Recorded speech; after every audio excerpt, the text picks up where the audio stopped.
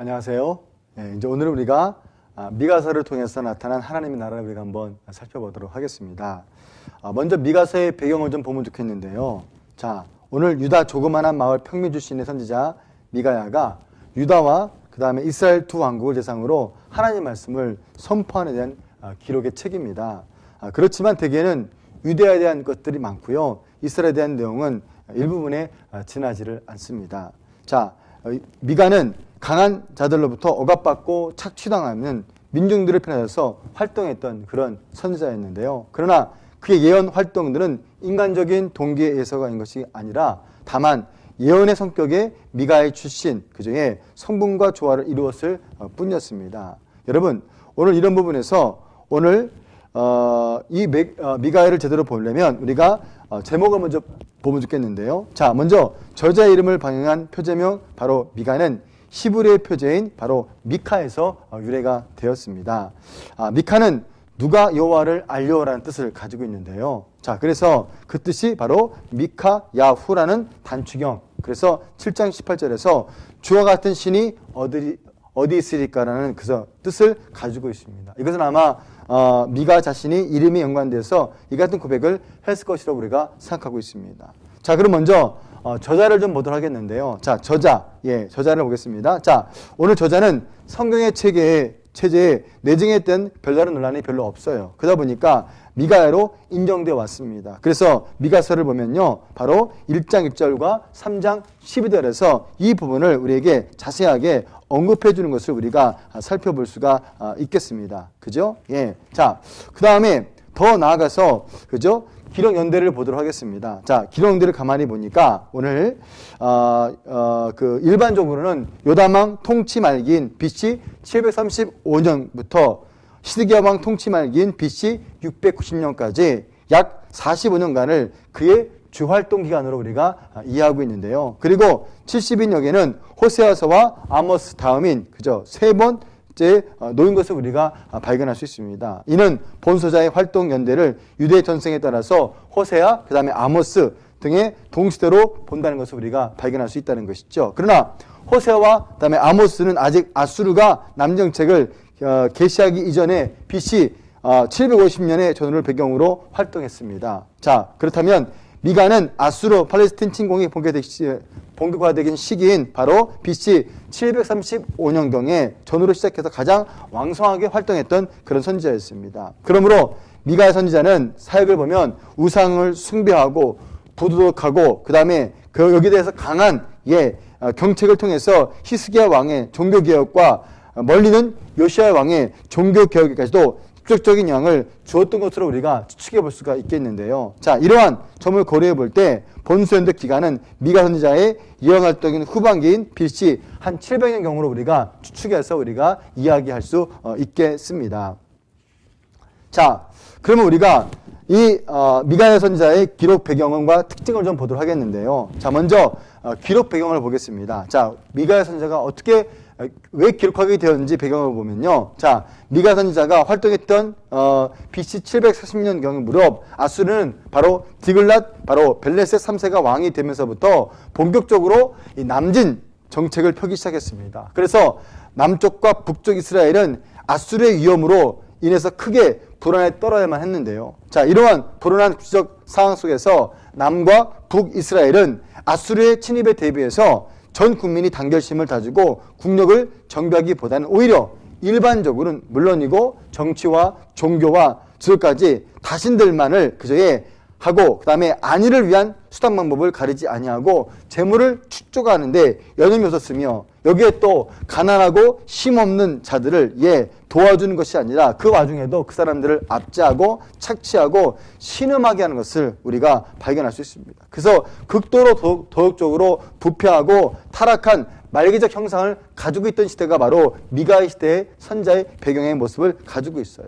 또한 아수르와 애굽에 빌붙어서 아부하며 그들의 이방 풍습을 본따 우상 숭배를 조장하는 등 양국의 종교적으로 극도로 타락했던 그런 모습도 가지고 있었고요. 이에 미가야는 이제 하나님의 심판으로 인해서 남북 왕국이 멸망은 기정사실한 바 되었고 이 엄청난 사건으로 인해서 백성들의 신앙적 충격을 최소화하자는 데 의미를 두고 있습니다. 그래서 나아가 그런 멸망의 상황에서 무조건 절망하고 좌절하기보다는 그 근본 원인이 무엇인지를 분명히 보여주고 그저 주지함으로써 왕국이 멸망하고 포로가 된 간 후에도 회개하고 여호와께 돌아오는 자는 하나님 반드시 그저 회복하여 그 땅에서 뿐만 아니라 천상의 영원한 하나님 나라의 왕국을 안에서 영생을 누린다는 소망을 불어넣고자 이 책을 기록하게 된 배경이다. 이렇게 우리가 말씀드릴 수 있겠습니다. 자, 그리고 이 책의 특징을 좀 몇 가지 볼 텐데요. 첫 번째는요. 자, 여기에는 보니까 질문 형식의 표현들이 많이 나옵니다. 그래서 1장 5절, 2장 7절, 3장 1절, 4장 9절, 6장 3절과 6절 말씀 보면 그 질문들은 특별한 대답을 요구하는 것이 아니라 바로 답이 분명한 것들로서 질문받은 사람이 스스로가 죄악을 깨닫기 위해서 의도적으로 만들어진 질문이라는 것을 우리가 발견할 수 있습니다. 두 번째는요. 오늘 미가 선지자가 거의 같은 시대에 활동했던 아모스나 호세아나 이사야 등의 예언의 주로 내용들을 복합적으로 나타나고 있다는 것을 우리가 발견할 수 있고요. 세 번째는요. 자, 목자와 농부, 일상생활에 관계되는 표현들이 많이 나타나 있습니다. 그래서 가난한 자의 편에 서서 공의의 실현을 외쳤던 저자의 예언을 보다 현실 있게 잘 전달해주고 있고요. 그 다음에 네 번째는요. 다소 소선지자의 일반적인 경우와 비교해 볼 때 그리고 본 전체의 분량에 비해 메시아 왕국 하나님 나라의 영광에 대한 비중이 아주 많은 분량에서 차지하고 있다는 것을 이 특징으로 우리가 볼 수 있다는 것이죠. 자, 이런 부분에서 우리가 오늘 미가 선지자를 우리가 한번 내용을 선서를 우리가 한번 정리해 보도록 하겠습니다. 자, 우리가 오늘 미가 선지자를 다음 같이 우리가 세 가지로 구분할 수가 있는데요. 자, 먼저는 1장부터 3장까지 내용들을 보니까 회개의 요구와 심판의 예언을 다루고 있고요. 그 다음에 4장부터 5장까지를 보니까 회복에 대한 예언을 다루고 있습니다. 그리고 6장과 7장까지 말씀 보니까 죄의 논거와 구원에 대한 관계를 잘 설명해 주고 있는 책이다. 이렇게 우리가 설명할 수 있겠는데요. 자, 먼저 그럼 우리가 각 장을 좀 보면서 그 내용들을 한번 좀 더 상세하게 우리가 한번 이야기해 보도록 하겠습니다. 첫 번째 1장에서는 이스라엘에 대한 여호와의 심판에 대한 예언을 다루고 있습니다. 그래서 여기 미가 선지자에 보니까 그저 오늘 이 선지자 가운데서 하나로서 유다 출신인 선지자 미가야가 유다와 이스라엘 두 왕국의 대상으로 하나님의 심판과 회복에 대해서 기록한 내용들을 담고 있어요. 그래서 1장에서는요 1절부터 7절까지 말씀 보니까 바로 사마리아에 대한 심판을 예고하고 있고요. 그 다음에 8절부터 16절 말씀 보니까 예루살렘에 대한 심판을 이야기하고 있고 보여주고 있습니다. 그리고 2장에 들어서 보니까요 이스라엘의 사회적인 범죄에 대한 심판을 경고하고 있는데요. 자, 이스라엘의 종교적인 범죄에 대해서 원론적으로 그저의 진술이라고 본다면 본장에서는 이스라엘의 사회적인 범죄에 대해서 집중적으로 종교적인 범죄는 필연적으로 사회적 범죄를 수반한다는 사실을 아주 강조하고 있습니다. 무슨 말입니까? 사회적 범죄가 왜 일어납니까? 그것은 본질적으로 종교적인 범죄에 의해서 나온다는 것을 우리에게 보여주고 있다는 것이죠. 오늘 우리 사회가 교회가 부패하고 타락하니까 그저 전반적인 사회 모습이 다 흐트러지는 모습이 여기에서 기인한다. 이렇게 우리가 말씀드릴 수가 있겠습니다. 자, 그래서 1절부터 5절까지 말씀 보니까 이스라엘의 권력층의 부패를 소개하고 있고요. 그 다음에 6절부터 11절까지 말씀 보니까 거짓 선지자들의 주장에 대해서 미가야가 반박하는 소리를 우리가 들을 수 있고요. 그 다음에 12절까지 말씀 보니까 남은 자들이 회복에 대한 예언을 우리에게 보여주고 있는 장이다. 이렇게 우리가 이야기할 수 있겠습니다. 자, 그리고 이제 3장에 들어서니까 어떻습니까? 자, 이스라엘의 지도자들에 대해서 고발하는 장면이 나옵니다. 뭐예요? 종교적인 지도자들이 부패하고 타락하는 것을 우리에게 보여주는 것이죠. 자, 그래서 1절 4절까지 말씀 보니까 이스라엘을 치려하는 자들이 백성들을 학대하고 있는 것을 고발하는 장면이 나와요. 그리고 자, 5절부터 8절까지 말씀 보니까 이스라엘의 종교지자들이 백성들에게 평화만 외치는 것에 대해서 이야기합니다. 그리고 또 9절부터 10절까지 말씀 보니까 지도자들이 타락으로 이스라엘이 황폐될 것을 예언하고 있는 장면을 우리가 발견할 수 있다는 것이죠.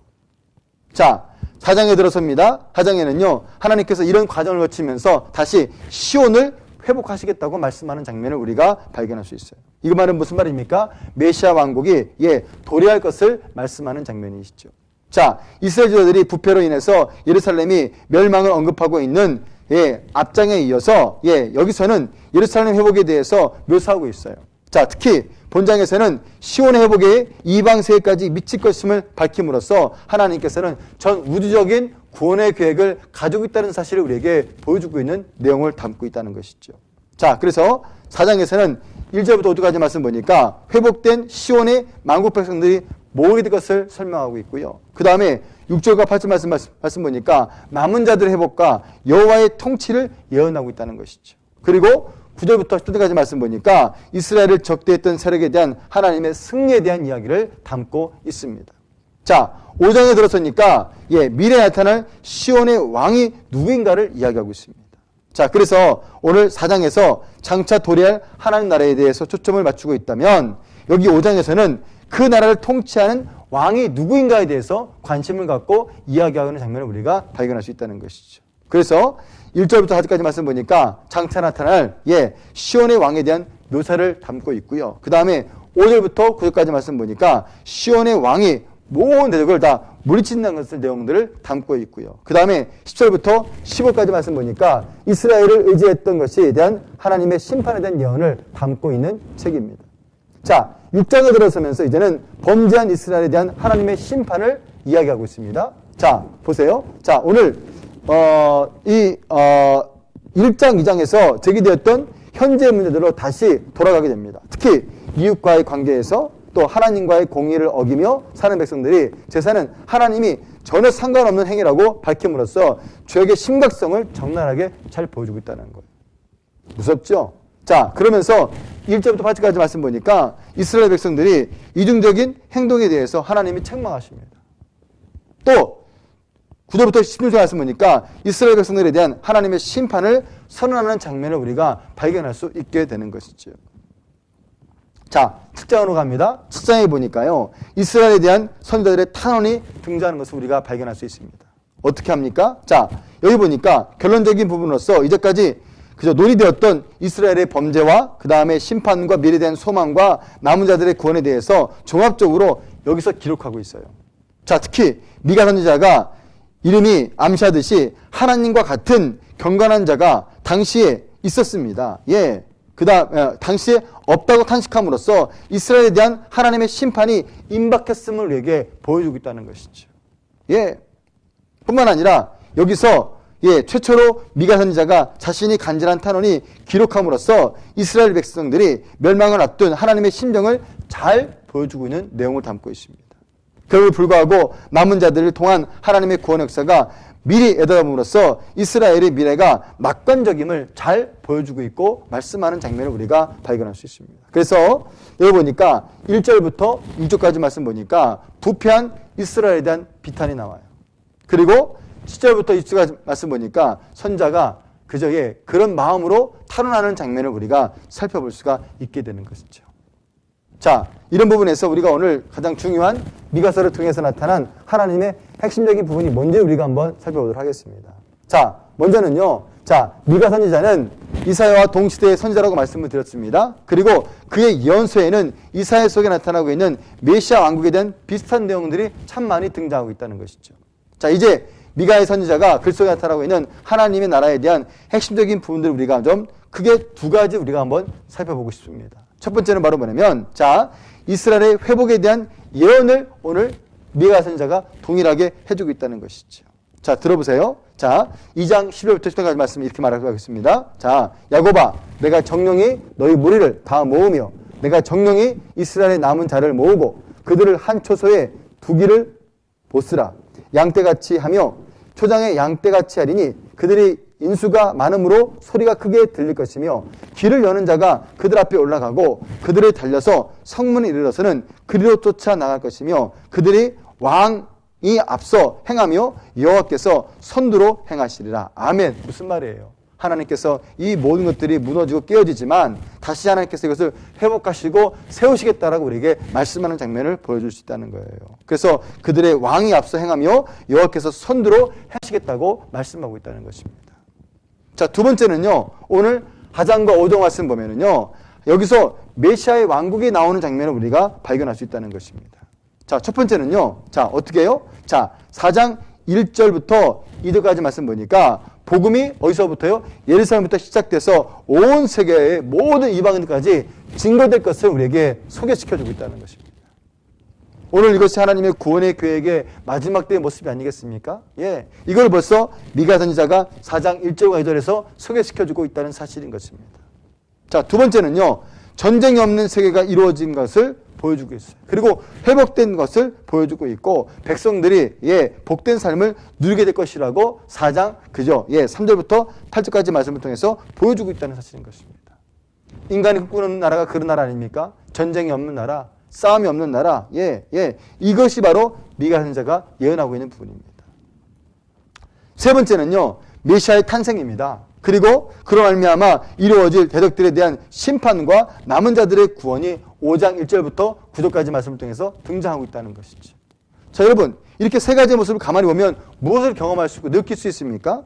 자, 미가야는 단순히 여기에도 이스라엘 백성들, 그 당시에 유대인들만 말하는 것이 아니라 이런 경고와 심판은 오늘 이 사회에서 함께 더 나가서 하나님의 뜻과 계획을 증거하고 싶은 건 아니라 더 등장하는 부분에선 메시아의 탄생과 그리고 하나님 나라가 땅까지 이르러 증거될 것을 우리에게 잘 보여주고 있는 메시지가 되는 것이죠.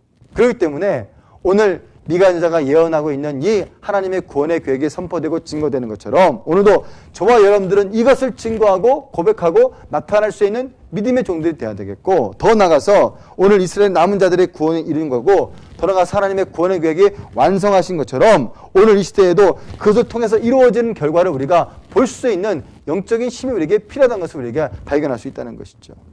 그렇기 때문에 오늘 저와 여러분들이 이 땅에 살아가면서 뭘 봐야 되겠습니까? 현실에 있는 부분들만 보는 것이 아니라, 현실에 안주하는 모습만 보는 것이 아니라, 현실에 자기 안일만을 바라보는 것이 아니라 하나님의 구원의 계획과 더 나아가서 하나님 나라를 이루고 전 세계에 복음을 전하고 생명들을 살리고 영혼들을 살리는 일에 우리가 쓰임받는 일에 동참하는 것이 참으로 중요하다는 것을 우리에게 보여주고 있다는 것이죠. 여러분, 하나님 나라가 어떤 나라입니까? 오늘 미가 선지자가 말하는 대로 질병이 없고 고통이 없고 아픔이 없는 그런 곳이 아니겠습니까? 이것을 오늘 우리에게 보여주고 있고 말씀하는 내용이 바로 미가 선지자가 주시는 귀한 메시지의 내용이라는 것이죠. 오늘 저와 여러분들이 이런 사실을 분명히 알고 그리고 신앙과 믿음 안에서 확고하게 살아갈 수 있는 그런 귀한 자리가 되시기를 바라겠습니다. 자, 오늘 강의는 여기서 마치겠습니다. 감사합니다.